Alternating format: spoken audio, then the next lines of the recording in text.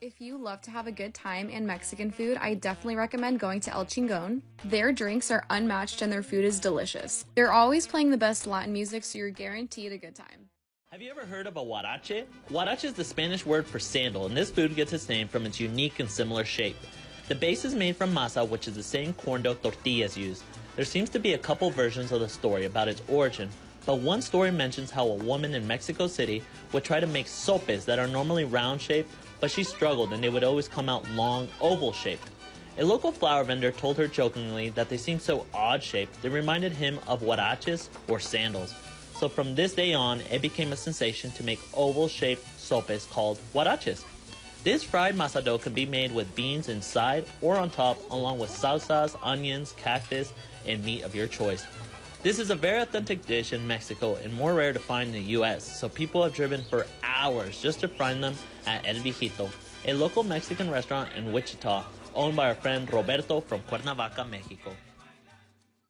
Hey, I'm partnering with Cacique, one of the country's top authentic Mexican food brands, to create skillet street corn. I added 1 tablespoon of butter and the corn. This recipe calls for sour cream and cotija, but I chose to use crema mexicana instead of sour cream, and queso fresco instead of cotija, because both of these products have a fresh, milky flavor that I felt would really complement this dish.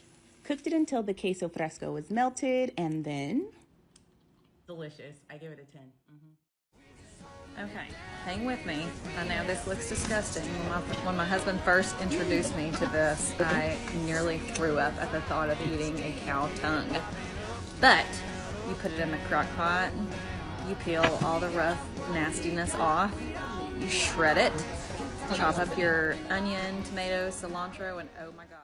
Y'all know that in my very first video that I posted about these things, I put don't knock it till you try it. And I was definitely one of those people right at first. But once my husband convinced me to go ahead and try these things, I have never looked back. They are hands down the best street taco I've ever had. And eventually, I will convince everyone on this app to try these things. We don't actually put everything but the kitchen sink in there, but sometimes we come a little close. We usually make homemade tortillas. This time we didn't. Sorry to let y'all down, but we did get some ranch fresh eggs to throw on the top and good stuff. Every night I get off the air at 7 o'clock on K-Earth 101 here in Los Angeles, get in my car, head down La Brea to the freeway. I pass by several food trucks, including this one, on the corner of La Brea and Olympic. It's Friday night, I'm hungry, so I thought, let's give it a try.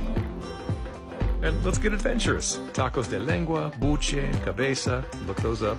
They'll also serve it up with some grilled onions. I got the burrito with al pastor and asada. LA is full of glamorous restaurants. Don't judge a book by its cover. These taco trucks are throwing it down authentic style. This one did not disappoint. El Chato, Midtown LA.